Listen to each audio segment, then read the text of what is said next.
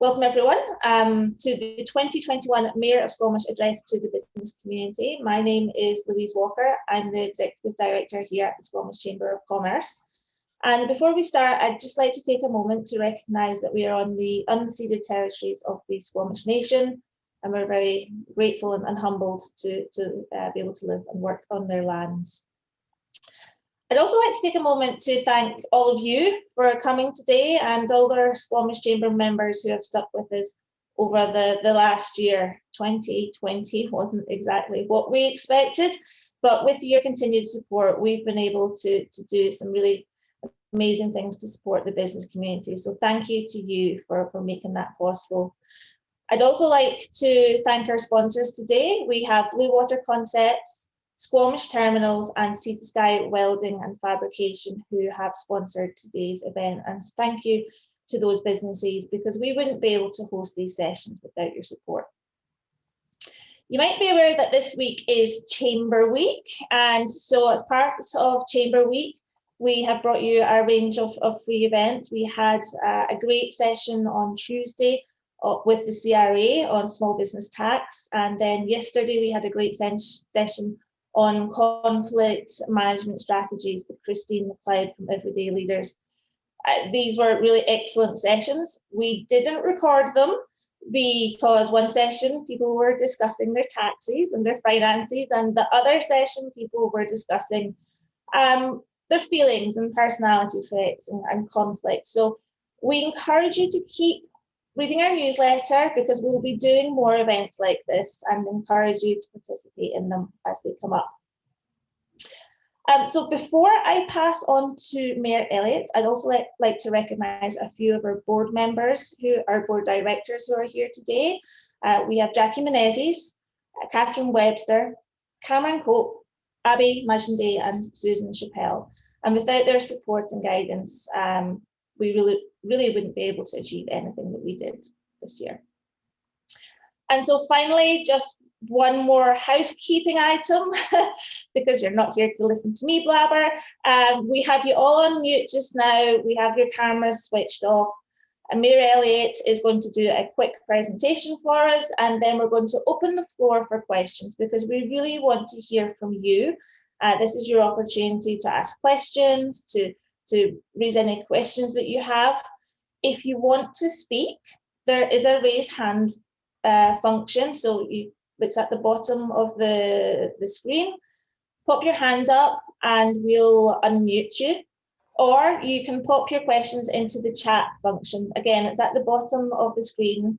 If you click on chat, it will come up on the right-hand side and you can pop in questions there at any time. And so with that, I am going to pass it over to Mayor Karen Elliott. And thank you very much once again for making yourself available to the Squamish Chamber and the wider Squamish business community. It's a bit different this year. Last year we were all together at House and Brewery, but this is going to be a great session as well. So thank you for making yourself available. And over to you. Thank you, Louise. And I don't know about the rest of you, but throughout this pandemic, every morning I wake up and I am so glad that the traditional and unceded territory of the Squamish Nation is my home. And we've had the space to move and breathe and be in the outdoors. So I thank you to them. And I have to say that my colleagues at Squamish Nation on council have been so valuable to me in terms of sharing their experience of the pandemic and their leadership through all of this. So I've been grateful to their support as well over the last year. I also want to thank Squamish Terminals, Sea to Sky Welding, and Blue Water Concepts for sponsoring the event today and for giving us this opportunity to all come together, even if it is just virtually. Chambers across this province have really struggled and haven't really had access to some of the funding streams that other not-for-profits have. And so these kinds of sponsorships are so important to keep this vital organization going. And thank you to the board for having me today. I am speaking to you from City Hall, so you know that I'm not wearing pajama pants on the bottom. I'm actually had to get dressed today. I look forward to speaking with you. I really have about 16 slides. I really want to leave the majority of our time together for questions and to hear from you and some of the things that are on your mind. So today I am going to start by just reviewing kind of a year in review, our COVID response from the district's perspective, and then talk about some of the work that's been going on in the background and what we'll be focused on in the coming year and looking forward. So if I think back to a year ago, at the end of December, we were starting to hear the news about this new virus that was coming out of China. And I remember, my reaction sort of evolving over those months from, oh, that's interesting.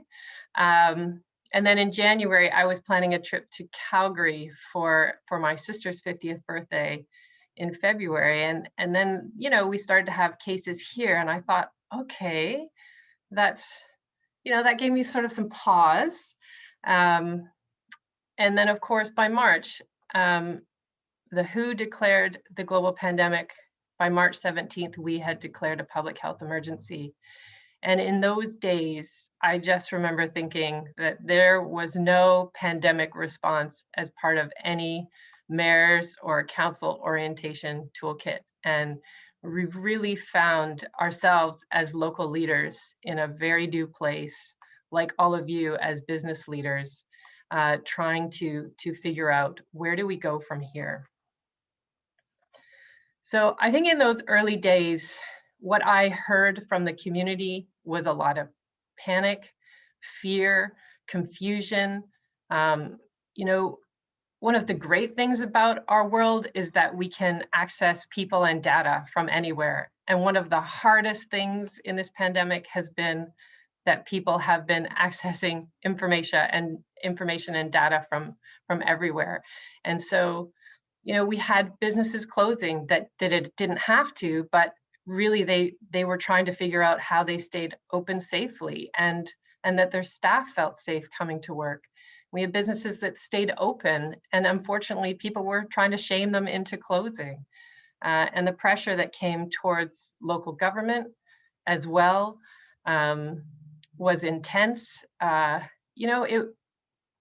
Some people wanted me to shut everything down and sort of implement a police state and patrol how close people were together. And other people were saying, don't go too far. This isn't as bad as people are making it seem. So, trying to thread that needle and trying to figure out, what was the information we needed to follow and who we needed to follow. And thank goodness, very quickly in those first few days, this real sense of teamwork and collaboration evolved, not only just here in the Sea to Sky corridor, but actually provincially. And I have to say,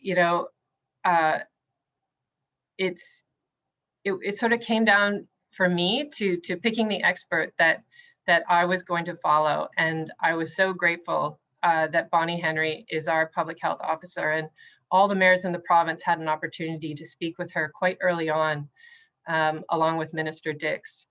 And she said very clearly from the beginning, we are going to be using data to make our decisions. We are not going to move in a direction unless we can show you and explain to you that that's why we're moving in a particular direction. It gave us a lot of confidence in the response that was about to unfold in the province. So, and I think that led to actually just generally in our community, a really calm and informed sense of advocacy and action. And it's been a challenging time.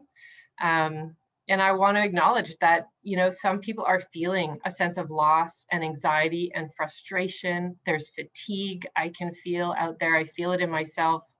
There's fear, and there's certainly hardship. But I also want to acknowledge that along the way, people have found silver linings and new opportunities and new learning. And I don't want to diminish that as well.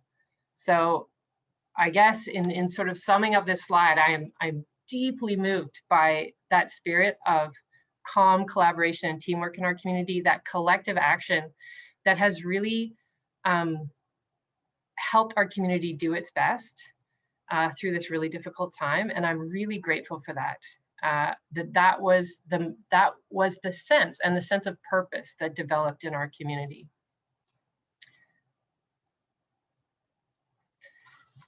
So there needed to be a response. Obviously, there was a lot going on,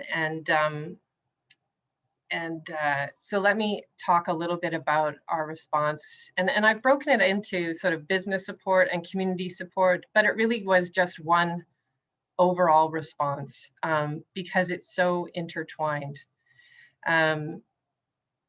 So, you know, at the beginning of last year, I couldn't have confidently stood up and said, we have mutual aid agreements with our neighboring municipalities, or that we had a pandemic playbook, or that we had essential service plans, or a work from home policy.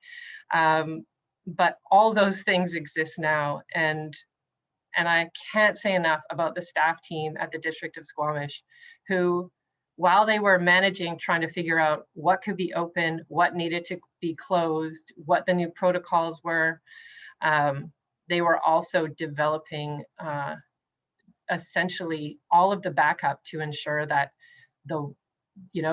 people could turn their taps on and flush their toilets, and any services we could provide were being provided to the community, and there wasn't any interruption in service. So our staff have been outstanding through this. And I think that's one of the things that really anchored me, is the level of professionalism and competence in this organization really boosted my confidence so that I could focus on engaging with the community, knowing that staff were taking care of things here. So as we all got our bearings, we realized that this was not going to be short-lived. Council with staff made the decision that the organization's best place to respond to business were really the Chamber, Tourism Squamish, and the Downtown BIA, to sort of take care of those daily needs, and that we needed to be an important partner at the table. And so, you know, I really want to thank those organizations, because even as for some of them, their revenue streams dried up, especially for the Chamber and not being able to do their events, they stepped up in a big way. So that was huge. And so, you know, some of the things that we did through our economic development team is working with our partners in the community. We launched the Here for Squamish campaign, which is really just a coordinated effort to make sure that there was a place to go for information and resources for the local business community. And so that involved the Chamber and Tourism, Squamish Nation, the BIA, Work BC, Community Futures, Arts Council, and Aligned Collective. And of course, you will, if you've been downtown, you've seen the latest posters around helping to communicate the importance of local business and following the public health orders. So that's the most recent initiative out of there. We launched the temporary patio and sidewalk sale permits. So this enabled restaurants or stores to expand into the space outside. There was no application fee. We created guidelines to try and make it as easy as possible. And we made a commitment to provide a 5-day turnaround time. And so I know that's fast. If we can do things that fast, we could probably do other things faster too. But it was a real success, and all of the 10 applications that we've received have been approved. And that program currently runs until October of this year. And of course, we will be monitoring that carefully and determining whether an extension is warranted. We also had the park use permits. So that was to allow local businesses and not-for-profits to use our park space, again, for no fees.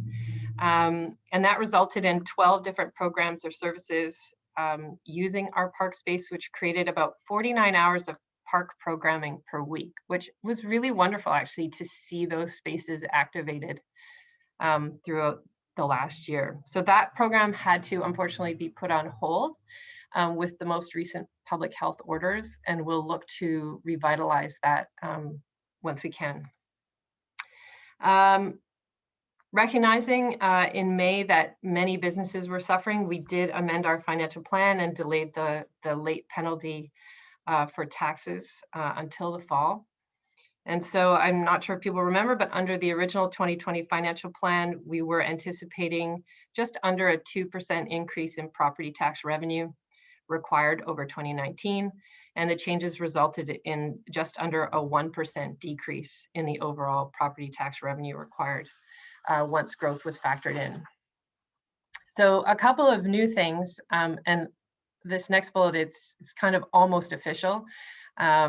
We talked about this in committee the whole last week, and it will come for 3 readings this coming Tuesday as part of our financial plan bylaw. But as part of the restart funds we received from the province, $100,000 is now going to the chamber, and that'll be used for a very targeted buy local campaign, as well as a grant writer to help local businesses prepare for and access the myriad of grants that are either currently available or coming your way. And so we're really looking forward to that rolling out from the chamber this year. Those in the building community, I know that our building permit times have really faltered this year. And so we are using the restart funds to get our building permit times back on track.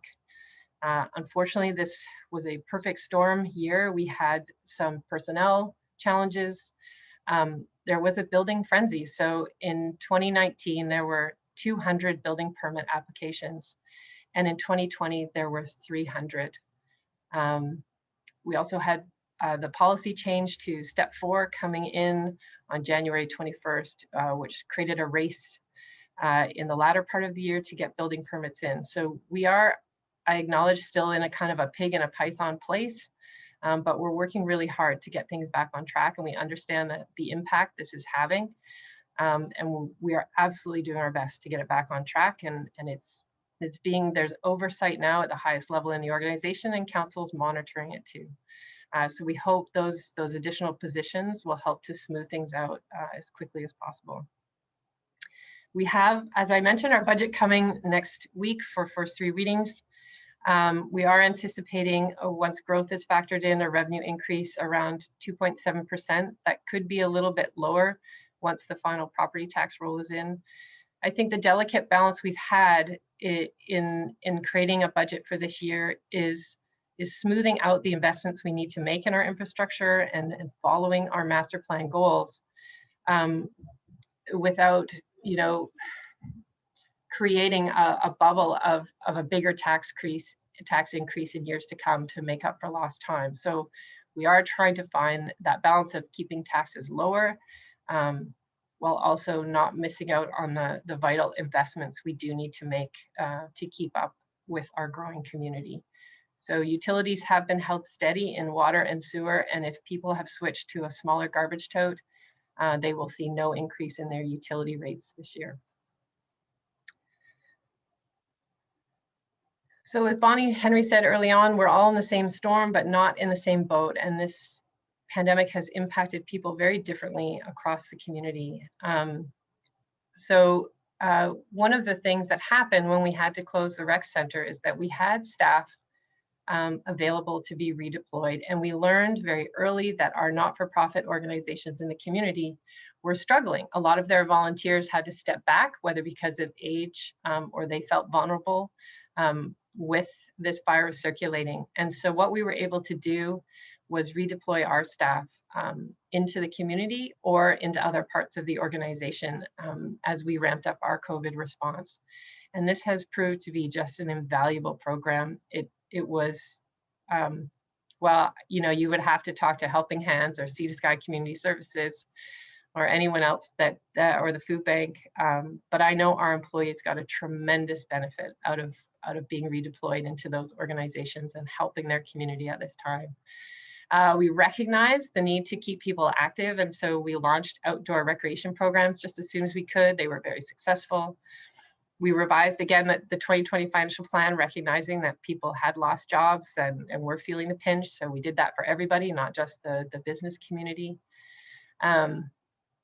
We knew that our job in looking after our seniors and our more vulnerable population was really important. And so with the Under One Roof project nearing completion but not done, in the spring, we created the Bridge to Housing project, which was a great collaboration between the district, Helping Hands, and BC Housing and Land Sea with their trailers. And in 35 days, created housing for about 50 people while they waited for their permanent home to be finished. So That was an amazing feat and made a huge difference to the participants who were able to be housed there. Ongoing is our community conversation project, yourstorysquamish.ca. And for local residents, if you haven't gone on and shared something that happened to you or someone you know during the pandemic, I really do encourage you to do that. We're getting closer to starting to host our conversations around that project and the insight that it's providing us around the impact on local business, on young people, and you know, how it's impacted people differently, whether they've lived here for 2 years or 20 years. And so we're gaining a lot of insight from that. And I just would really encourage you, if you haven't, just to take 5 minutes to do that.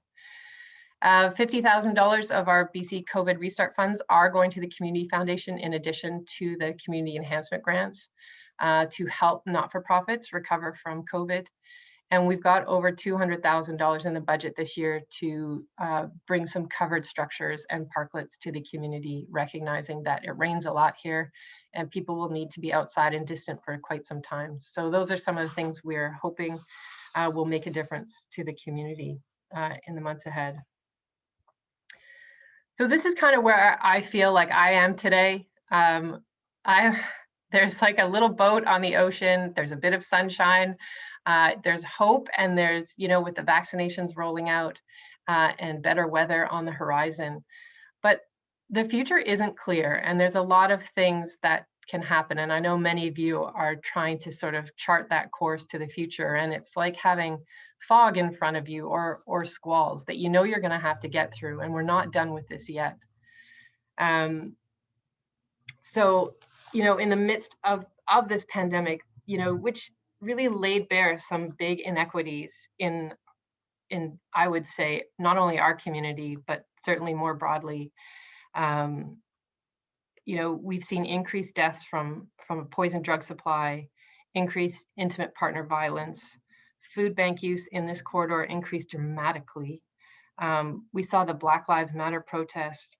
The climate emergency became, you know, part of how do we address that while we're trying to, this idea of building back better. So there's all these big important issues that are also weighing on elected officials' minds about how do we chart a course for the future that actually doesn't take us back to the status quo?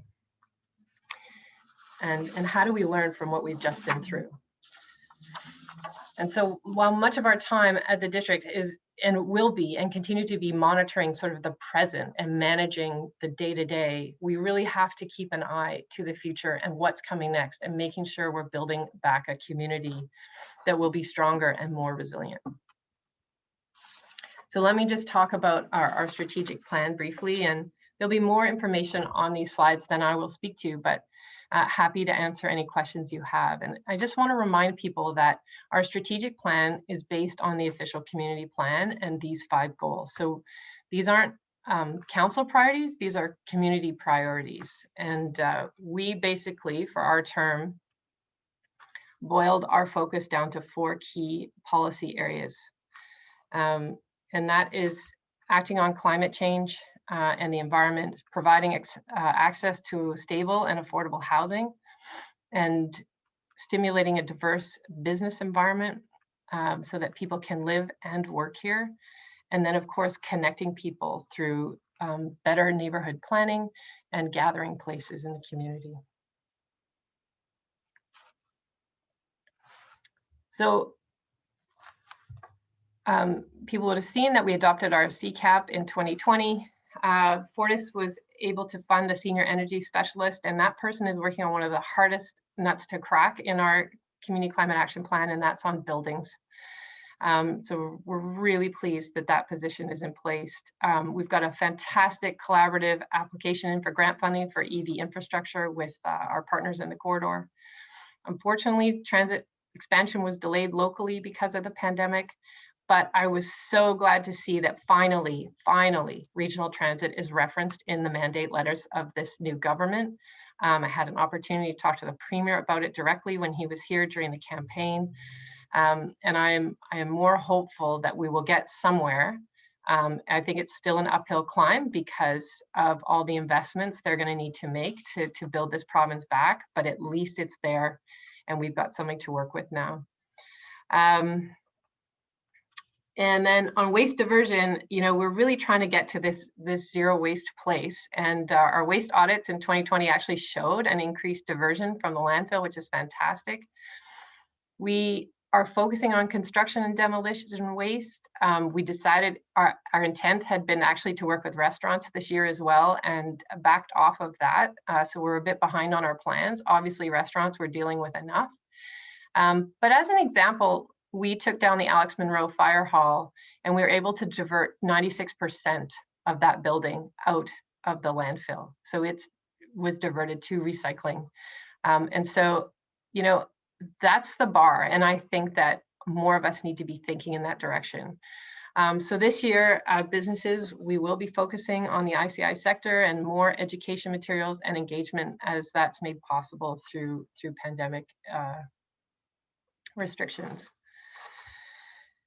On affordable housing, we've had this goal of creating a governance structure and we thought we would get that done last year, but unfortunately, COVID delayed that. So we have a unique opportunity to work with our local not-for-profits to create a fit for Squamish model here. And they were deep into their COVID response. And so that work is now underway again. There's a terms of reference written for a new governance body, and we expect to have an update on that in the spring. And so this is really to create that arm's length housing body that can look after developing those next projects and helping to manage the units that are there. We are working on a partnering agreement with Sea to Sky Community Services for the units that are coming through our community, through CAC agreements with developers. We have a goal of creating 125 units of affordable rental before the end of our term. So the construction has begun on the 76 units at Buckley Avenue. We have an additional site identified for another project, and we're exploring that opportunity for a modular build with BC Housing. Whether we'll get that built by the end of our term, I think is questionable. But I wanted to just say that people will have seen that the seniors building in partnership with Polygon, I think is ahead of schedule, which is fantastic, but that's over 200 units of affordable rental for seniors. And then we've got another 64 affordable rental units at the building permit stage, which is great news. And then in terms of purpose-built rental, we have 67 units under construction downtown right now, and another 176 at the building permit stage. So we are seeing gains in creating purpose-built rental in the community. I think if I sum up what we want to do around the economy and local jobs, it's really about making data-informed decisions, engaging experts in our community to really build the tools and create the data and the space that we need to be successful. We're really working to connect people in various sectors and connect all those talented folks that are working from home into our business sort of ecosystem here. And we really want to create this compelling vision and narrative to attract investment and support a pathway for businesses to grow and access broader markets if that's their dream. So, you know, we've got the two bodies that Kate's team is working with, the Economic Leadership Team and the Economic Partners Forum. We've designed our employment space model. It's informing decisions around neighborhood planning and the zoning bylaw update. One of our economic development team members has been interviewing local businesses. She's done a ton of interviews, trying to really identify this ideal space proposition for different industries, what they need, what they're looking for, what's available, what's not. And then we're working with a land economist to create pro formas around different type of land opportunities to really understand, is it possible here? What will get in the way of success of these different industries based on our land costs and what's available and what's being built? And finally, for the first time, we're looking at marine zoning, and so that bylaw is coming to us in March for readings, but we are bringing it back to Committee of the Whole for another discussion later this month. Our emerging sector roadmap and action plan is complete. Was a fantastic piece of work focused on the green economy and outdoor rec. We'll be focusing this year on really developing some fundamentals around sector development and as well as business development activities. And we have a CAN export grant to help with that business development piece. And then we're refreshing our economic indicators dashboard. Neighborhood connectivity and public spaces it's not just about active transportation or that it's about human connection first and foremost. And we know it as the community grows that we're not going to recognize everybody as we walk down Cleveland Avenue or see them in the grocery stores. And so neighborhoods become central to a sense of connection and identity, which is why we are focused on starting our neighborhood plans. We wanted to do 2 in our term. So Loggers East is coming back for adoption on the 23rd. Garibaldi Estates is the next neighborhood. It's on deck for our work in 2021 and 2022. We committed to being shovel ready or beyond on 3 of our priority facilities. And I'm proud to say that we will absolutely meet that goal. We have a huge infrastructure deficit in terms of our built.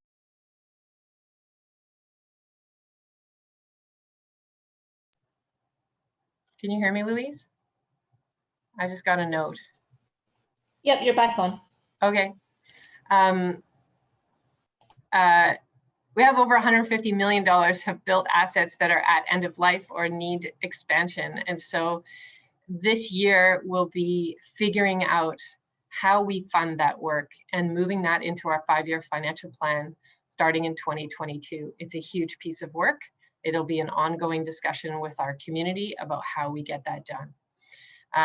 We're seeing great progress on increasing our public spaces and parks. So the Dentville Park will be completed with the Buckley Avenue project. I'm hoping the Oceanfront Park is getting underway this year, finally, and we know Waterfront Landing Park will be as well. The Garibaldi Springs Ecological Reserve, I know they're waiting for their environmental go-ahead from different layers of government, but that will see progress. University Heights is finished. And of course, people saw that we've given first 3 readings to our Smoke Bluffs Park dedication bylaw, which is fantastic news to finally start to put some protection around that area. And then of course, we want to see people using our public spaces year round. COVID really has delayed this piece of work the most, but we are starting to see those covered spaces come into play this year, and we'll start to fund those in each of the coming years. We have the Youth Hub going to the Buckley Avenue project along with the Foundry, which is unbelievably important for our young people here. We've got an MOU for the Seniors Hub in the new Seniors building, and the Brennan Park Lands strategy will roll out to make sure we're getting the best use of that. And of course, we have the Arts, Culture, and Heritage strategy, and there's actions in there about more activation, and we want to do that as we're able to under the pandemic.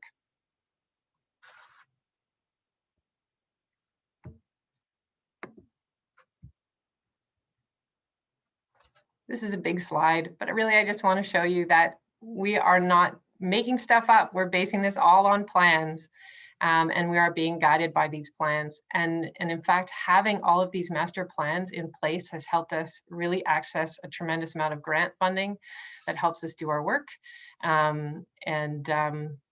So all of this is ongoing and underway. It's a lot that's happening at the district despite the pandemic. Work hasn't stopped here in trying to make this a more resilient and well-managed and sustainable community. And so finally, I just want to talk about sort of what I see as the air or the things we can't see but are so important between all of the activities that are guiding our work. And I was, we were sort of playing around with this space analogy. It's sort of, these are the things that matter to us deeply at the district. And then I thought about it as like my glasses, right? So I've got, I'm of a certain age, so I've got these sort of progressive trifocals. And so they're the lenses through which I see the world. And these are the ones for the district that really are important. And that's truth and reconciliation, the United Nations Declaration on the Rights of Indigenous People. IDEA stands for Inclusion, Diversity, Equity, and Accessibility, the climate emergency, and strategic procurement. And so these are sort of the fibers that are holding all of our decisions together. And I wouldn't say that we're as far ahead or near completion on any of these. We're really at the start of a journey, but they're the pieces of the puzzle that we're asking our staff and council to consider each of our projects, each of our decisions through these lenses, because they matter deeply and they make a difference. And this is part of building a more equitable and just society, and a more sustainable one. And so these are the themes that you will hear when you speak to our staff, when you engage with us, when you see policy and bylaws coming from the district. So finally, I know that there's a lot that we can do at the district, but I think there's a lot that you can do as well as leaders in our community. And so first, my first ask is that all of you seek the help you need, and make it okay for yourself and for the people around you to do the same. So I would hope that you would model that in your workplace, in your families, and with your friends.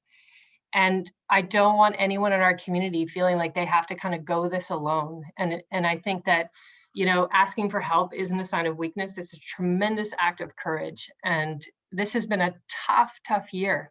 And so, you know, let's make it okay broadly across this community to seek the help that we need. I do ask you all to keep providing feedback and perspective directly to us at the district or through the chamber. It's so important. The issues that we are grappling with, the challenges that we have as a growing community, they're not easy, and there's no sort of cut and dry solution. It's going to take us wrestling with the tensions and the trade-offs that are inherent in some of the decisions we're making. And so the more that you are involved in those conversations, that information, that perspective is like currency to us. It really helps sort of us set our decisions in the context of the greater community. So please continue to engage. And I know that you all have a lot on your plates, but it's so important. You know, I just spoke about sort of the glue that is holding our decisions or driving our decisions, or the air that we're breathing at the district around the Declaration, Truth and Reconciliation, Diversity, Equity, and Inclusion, and the climate emergency. And I would hope that you all consider new business practices where you can, as you recover from the pandemic or as you move forward. Many of you have seen growth through this pandemic. And so how do we do business better in the district? How do we all do it better to create a more equitable place and opportunities for more people? So I would ask that you consider that as you reflect on what your goals are as a business and where you can move the dial on some of these things. And finally, promoting good citizenship. I think the pandemic and the restrictions that have been in place have created a smaller universe for all of us, and a smaller bubble, certainly, that we're all living in. And as leaders, I think we have a responsibility to help people navigate the ongoing restrictions and also be thoughtful about how we reemerge as a community. We've seen the danger of polarization, not just in Squamish, but much more broadly, with pretty scary ramifications. And so I hope that everyone will see the real potential of the words that Dr. Henry uses around being kind and being calm and being safe. These are so important. And I just want to remind all of us that we get to choose our words and actions at every moment of every day. And I suppose that what I'm asking you as leaders is that you remember that your words and actions, or even your silence, make an impact. So please use them wisely and with intention, and encourage the same in your employees and your family and your friends. So with that, I will open the floor to questions, and thank you all. Thank you, Karen. It's a great presentation. It's really amazing to see everything put together in sort of one snapshot. So thank you very much for that. I'm going to open up the floor. So if people want to switch their cameras on and we can see their smiley faces, please go for it. And if you have a question to ask, there is a raise your hand button at the bottom, or you can just even wave and we'll keep our eye out for that. Obviously, a huge thank you to the district for their support over the last year. We're pretty excited about this possible nearly official grant, and the idea there is that there's a lot of provincial and federal grants coming up for small businesses, but it's so hard to navigate, and we understand that you don't have the resources and you've not written grants before. So we're going to create a program that allows small businesses access to expert grant writers so that you can get the funding to help you through this hard time, but also come out better than before, because there's a lot of opportunities and it's really up to us now to make sure that we all leverage them. And then obviously with the Buy Local programme, we'll work with our community partners. We've worked really closely with the ECDEV team and Tourism Squamish and the BIA, and so we'll be working with them on everything we do to really try and support our local businesses. So now that I have waffled and I can see that everyone is switching on their cameras, I'm going to see who has any questions. Okay, I have Heather Dunman. I'm going to unmute you. Oh, Heather, you're not unmuted. Hi, Louise. Thank you. Can you hear me now? Yeah, we can hear you now. Hi, thank you, Mayor Elliott, for sharing with us all today. It was funny, I was thinking about last year's mayor's lunch, and we were just starting to think about this pandemic. And I remember, you know, us starting to think, oh, we can't shake hands anymore and touching elbows. And it seems like such a long time ago at this point and how far we've come. But anyway, I had a quick question, Mayor Elliott. I noticed on one of your slides, you were talking about sort of when we got into the more projects for the future and in your neighborhood planning section. And I've been following the Loggers East neighborhood planning, sub-area planning process. And it's really good to see that it's been adopted. I really like the work that's happened there. And I noticed that you're starting a new neighborhood planning process on Garibaldi Estates. And there is one more neighborhood planning process, sub-area plan process that's should be started or is starting. So I'm just wondering, and that's for the Valley Cliff area. I'm wondering how come it got missed? Because there isn't anything that's been missed. There's a list of existing neighborhoods in the OCP that we're doing neighborhood planning for. So that when I say neighborhood planning, I'm talking about the list of existing neighborhoods within the official community plan, and we'll be knocking those off one by one. Developers who are subject to sub-area planning are bringing in their developments for that piece of work, and that can happen simultaneously. So this is neighborhood planning for our existing neighborhoods to create those walkable, transit friendly hubs. Okay, so not because I know Valley Cliff, is Valley Cliff not in the OCP as an existing? It is, but we're seeing development pressures elsewhere at this time, and so we are focusing on the areas that are feeling the most pressure. Okay, understood. Thanks. Thanks, Heather. And then I'm going to move over to Kristen Golly, and then after Kristen, we'll have Cameron. So Kristen, if you can unmute. Okay, can you hear me? Yeah. We sure can. Great. You may have already answered this, and forgive me if you have, and I think my question is actually to both of you.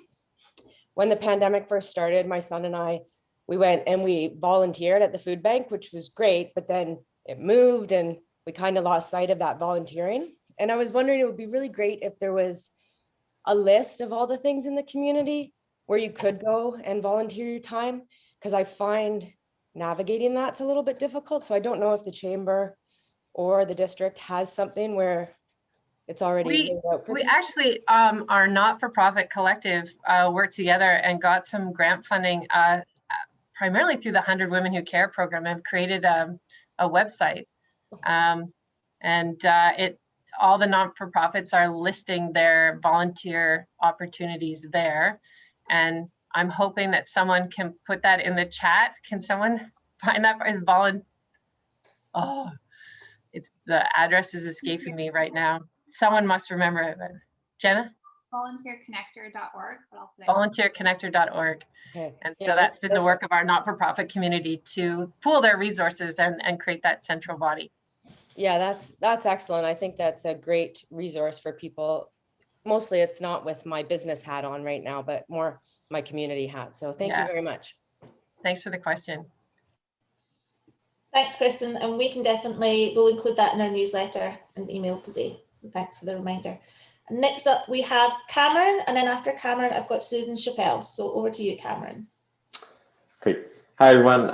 Thank you for taking the time this morning, Karen, to speak with us. As a director of the Chamber of Commerce, I know that finding affordable employee housing continues to be a major challenge for businesses.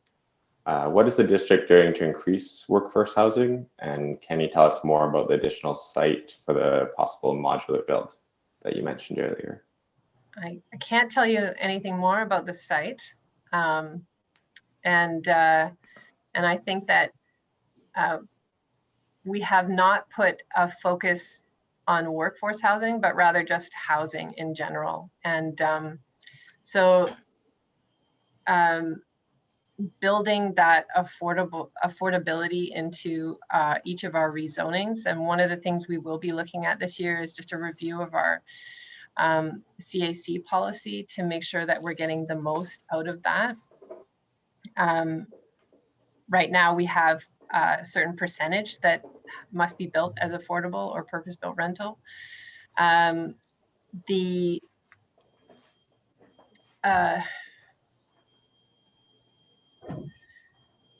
work around the governance structure, I think, Cameron, is really important to council about creating this arm's length body that can really drive the partnerships and the work that needs to happen to make more housing available. I think one of the big pieces that we haven't had the opportunity to really figure out is the seasonality of our workforce and how we create housing that ebbs and flows with our high seasons. But I'm hoping that with that new governance model and someone focused on it full time, that will start to become more clear. We certainly passed our short-term rental regulations to try and preserve the long-term rental housing stock and keeping secondary suites and carriage homes from going into long-term rentals. Recognizing that that's a challenge and that, certainly the tourism economy pushed back on that. And so we put in place our pilot project around TUPs for some secondary suites and carriage homes to try and find that balance. And then we're, ideally we'd love to see that that built hotel infrastructure. And we just adopted the rezoning downtown for the micro hotel. But I think it'll be all these things combined. So capturing the affordability in rezonings, working with the federal and provincial and our not-for-profits on those sites where we can drive and build supportive housing on our own. And then putting this governance body in place to then be proactive about building and managing. I would say one of the most progressive things that does our community a lot of favors was the change to our zoning bylaw in 2018 to allow for supportive housing in any zone, which means that we can move forward without having to go to public hearing. That's caught the attention of the province and certainly was a huge benefit and was instrumental in us being able to build the Bridge to Housing project in 35 days. And it also avoids the NIMBYism that comes with building supportive housing because we see housing as a human right here. And so it's not about yes or no, it's about how can it work. that's the conversation we'll have in our community. But certainly open to ideas from the business community if they have other solutions specifically for workforce housing. Thank you. Thanks, Karen. Thanks, Caroline. So up next, I have Susan Chappell, and then afterwards, I have Leslie Weeks. And if anyone can't find the raise hand button, just drop me a message in the chat and I'll know that you want to ask a question. Over to you, Susan. Thanks so much. Thanks, Karen, for taking the time to bring up all the plans that the district has done. It's excellent work. Again, I'm interested, as always, in the fact that we focus on residential building and diverse housing is fantastic, but we have not at all focused on economic development land. And I'm watching all of our land being used up for high density housing or supportive housing. And then outward focus of attracting businesses without supporting local businesses. So there's that. I want to understand funding the parking strategy, and as well, if you have signed a servicing agreement with the First Nations, speaking of UNDRIP. Okay, so let me start with the one around space. So we did create our business space model, and that is informing our neighborhood planning and our zoning bylaw. So we have a goal to create a net increase in employment lands over our term. So the marine zoning is part of that. That's coming back to council over the next 6 weeks. And looking at the Loggers East neighborhood plan, a significant portion of that has actually been set aside for employment.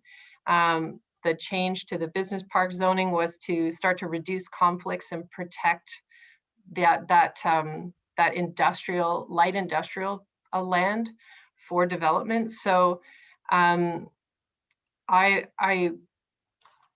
actually see the work is about preserving and increasing, and not about just allowing density. One of the key things that we're recognizing is that if we only build housing here, we will be a bedroom community of the Lower Mainland, full stop. And so our brand, our ability to be Squamish and have that mean something, means that people have to be able to work here. And the target sector plan that Kate's been working on with our economic leadership team and our economic partner forum is really about deeply understanding the space needs. And I know Alicia's been interviewing so many local businesses about what they need, so that we can make sure that is what we're planning for, and that is what gets built over the coming years. So I think there's a deeper attention to economic lands than there's ever been over the last year. And then you had a question about to do with economic development as well, downtown parking, or just a parking strategy, because most of these new units only have one single parking space, with people coming up with 2 cars. Now it's starting to impinge on our parks parking. There's over 150 cars along the back road there. I'm wondering. Yeah, I think this is one of those tensions that will exist in our community. We do have a parking strategy, and we're working through that. We did raise the parking in lieu fee to be more in line with what it costs to actually build a parking spot. And we also see in climate emergency cities that people are reducing or eliminating minimum parking requirements and really trying to move people away from the car. I think for Squamish, the real challenge is, when you have 26% of your population that was commuting, not as many now, how do you entice people out of their cars?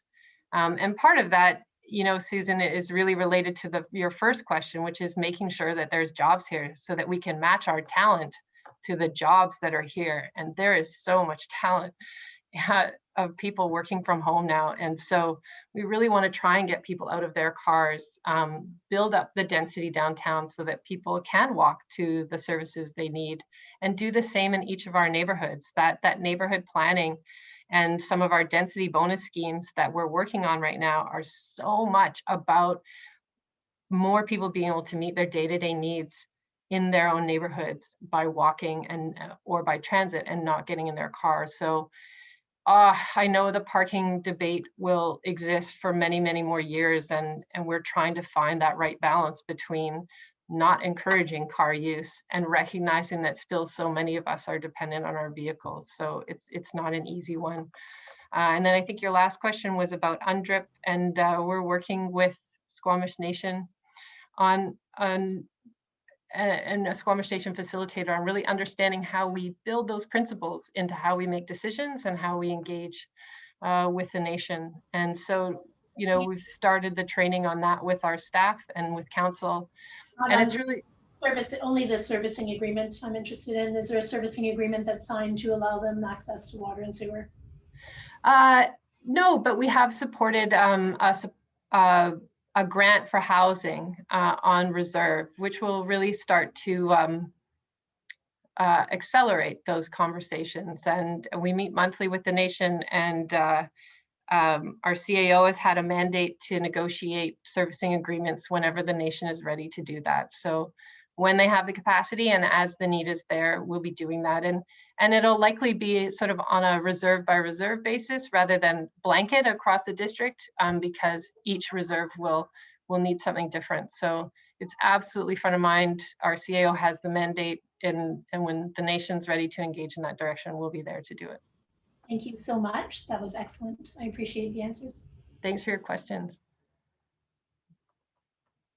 Thanks, Susan. Thanks, Karen. I'm going to go over to Leslie Reeks from Tourism Squamish, and then after that, we've got Stephen Chu and Abby Majenday. Over to you, Leslie. Hi, thanks, Mayor Elliott, for the presentation, and Louise for offering the platform. My question is, what do you think Tourism Squamish can do to help residents feel ready to welcome visitors again once the travel restrictions begin to ease? This is such a good question, Leslie. You know, it was heartbreaking for the mayors in this corridor to discourage visitation. Like, I never thought I would say publicly on TV, you know, don't come here. I think we're going to have to work really closely on what that messaging looks like. And I think, and I know you and I have already had some conversations about this, is really a sense, and I've talked about this with some of the ministers at the province, about how do we educate people to walk lightly in these communities that they're visiting as we emerge from the pandemic. And I think, to me, that education campaign about how to visit us properly. And I know New Zealand have launched some pretty tongue-in-cheek advertising about not following the Instagram crowd recently. And I think that we are destined to be overloved again this spring and summer. That need to get out of the city will definitely be there. So the mayors in the corridor are reaching out to all the ministers involved, parks, roads, rec sites, to really develop a coordinated approach. But I think Tourism Squamish could really help with the messaging, and having your local tourism operators include that education about what you pack in, you pack out, that the sensitivity of the nature around here, trying to find, you know, if you find a full parking lot is going somewhere else. And so being sort of ambassadors for how we want visitors to be in our community, I think would be really helpful. Thank you.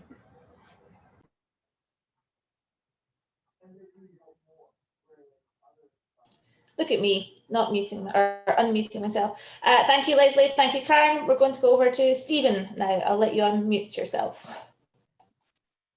Hello, Mayor. Thanks so much for taking our questions. I really appreciate it. Stephen Chua from the Squamish Chief newspaper. I wanted to ask you about a number of advertisements that have been appearing on social media from the Chima lands that have been alleging conflict of interest on a number of occasions. I know you guys have responded to this maybe about a week and a half before, but it seems like they are continuing. The latest post was February 16th, if I recall correctly. I'm just curious to know what you make of those allegations and what you plan on doing if they just continue to keep doing this. Well, that's a good question, Stephen. And I haven't actually had a chance to see the latest one. But after the first one, I did post that, you know, in all the contentious developments that have happened in our community, this is the only developer that has gone the route of using personal attack. And every other developer has certainly had the tough conversations, sat down with council, found a way to move through the process. And as I said before, you know, I suppose this developer feels that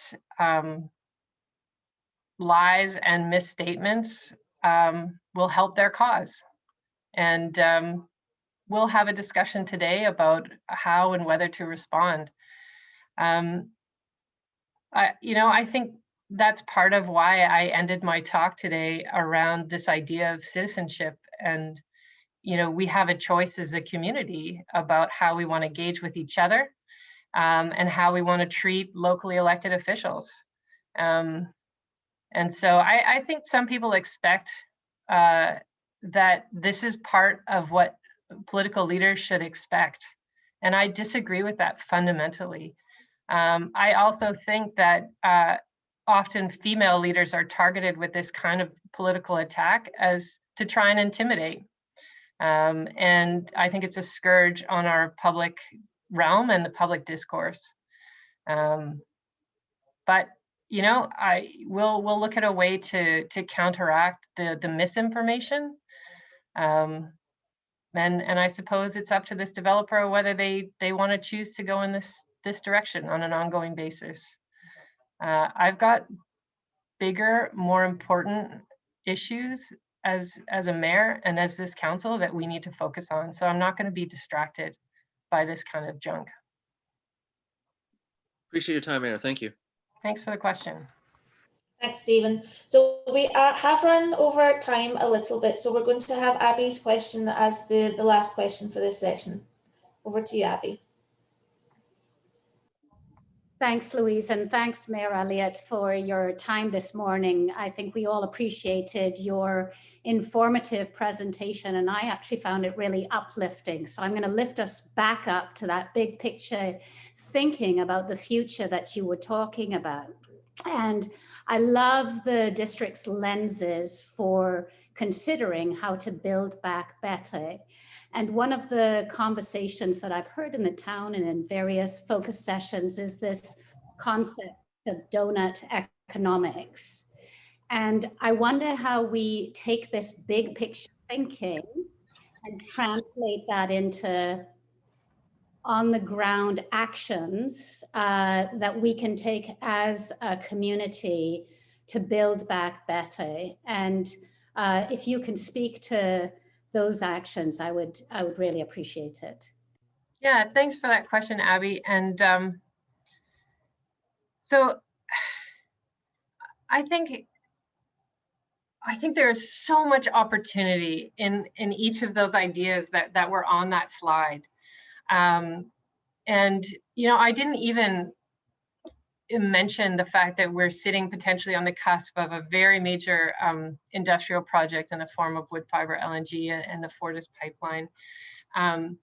But let me use that as a backdrop. And I've been talking to both of these organizations about these concepts. And so as you go about your day-to-day business, you have a choice. You have a choice about who you hire and how you hire. And so, for instance, we've been talking to Fortis about, can we create opportunities for apprenticeships for women or First Nations? Or like, who's the workforce? What's the benefit? What's the bigger benefit we could get out of this opportunity? What, you know, could we fund education? How can we lift more people up? So that's one example. Our strategic procurement initiative is so important to us, right? About supporting, being able to better support local businesses, breaking down larger contracts into smaller ones so that local business can participate in that. So I was talking yesterday with Wood Fiber about if they're going to issue a food service contract for their work camp, then what percentage of that can they make a buy local criteria so that our food and beverage and agri-food sector can benefit from a portion of that contract? So I think, those lenses in which we're trying to see the district through is where are the opportunities. This isn't about limiting ourselves. This is about expanding opportunity. Zero waste is an opportunity to create a circular economy. The fact that we diverted 96% of the Alex Monroe Fire Hall away from the landfill is amazing, and that's the work that our construction community should be doing. And it all starts with education. So if you don't know what the donut economy is, you should, because our economic leadership team has chosen that as the framework for some of our economic development plans. So that is putting, making sure we're living within our social and environmental means as we expand our economic opportunities. And that's a tremendously cool place to seed innovation and new thinking. The Truth and Reconciliation work and the United Nations Declaration on the Rights of Indigenous People is absolutely about a new way, fundamentally, of doing business and working with First Nations across our province and across our country. And I'm so excited about some of the conversations we're having with Squamish Nation in that regard. And we're already integrating with them so beautifully around emergency management, our diking infrastructure, and housing, and now economic development. So there's just, I think that's my ask to the business community is look for those spaces in the work that you already do to innovate or do differently and bring more people along with you and different people along with you.